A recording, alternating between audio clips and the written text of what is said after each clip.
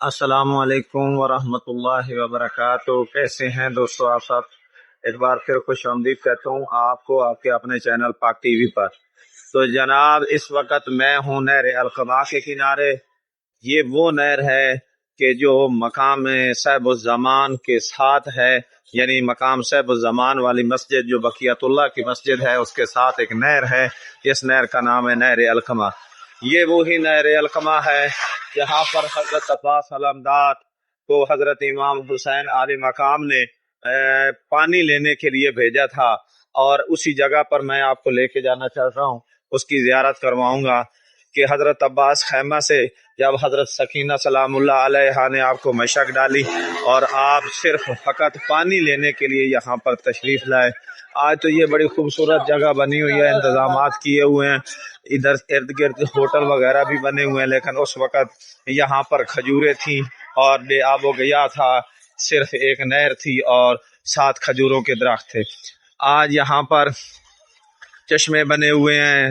Decoration pieces بنے ہوئے ہیں، اور اس کے ساتھ ہوٹل فندق متم وغیرہ بھی، سوق یعنی شہر پورا بسا ہوا ہے اس وقت۔ تو یہ ہے نہر القمہ۔ یہاں سامنے آپ کو ایک جگہ نظر آ رہی ہے، وہ ہے مقام جناب حضرت صاحب زمان کے ساتھ نہر القمہ، اور نہر القمہ کا وہ مقام جہاں پر حضرت عباس علمدار پانی کے لیے تشریف لائے تھے۔ یہ وہ جگہ ہے جہاں پر علم لگا ہوا ہے اور اوپر لکھا ہوا ہے یا کمر بنی ہاشم۔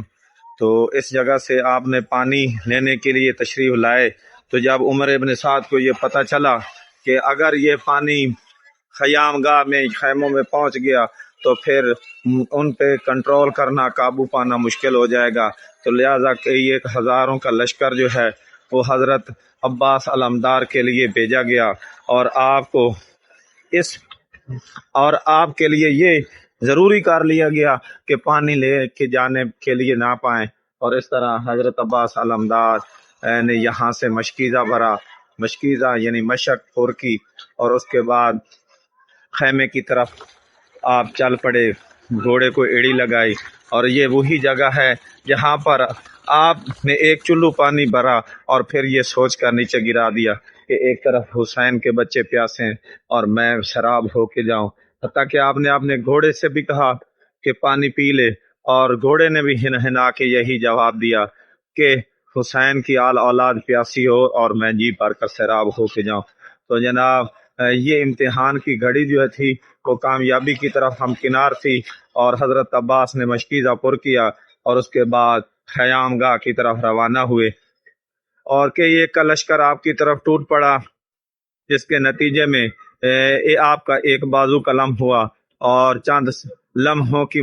مسافت طے ابھی نہیں ہوئی تھی کہ آپ کا دوسرا بازو بھی قلم کر دیا گیا، حتیٰ کہ آپ نے مشکیزہ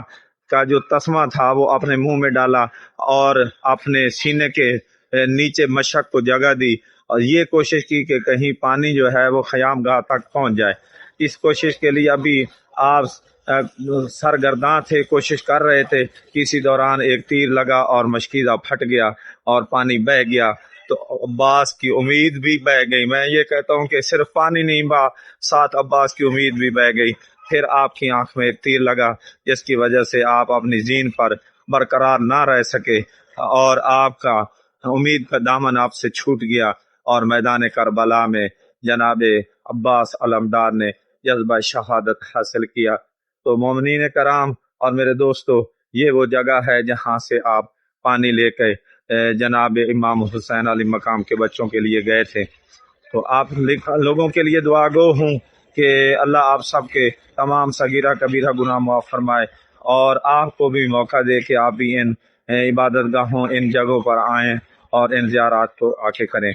تو ایک ہی آپ سے درخواست کرتا ہوں کہ جن دوستوں نے ابھی تک میرے چینل پاک ٹی وی کو سبسکرائب نہیں کیا تو برائے مہربانی میرے چینل کو سبسکرائب بھی کر دیں، اور ساتھ لگے گھنٹی کے آئیکن کو بھی دبا دیں تاکہ ہر نئی ویڈیو کا نوٹیفیکیشن آپ تک بر وقت پہنچ سکے۔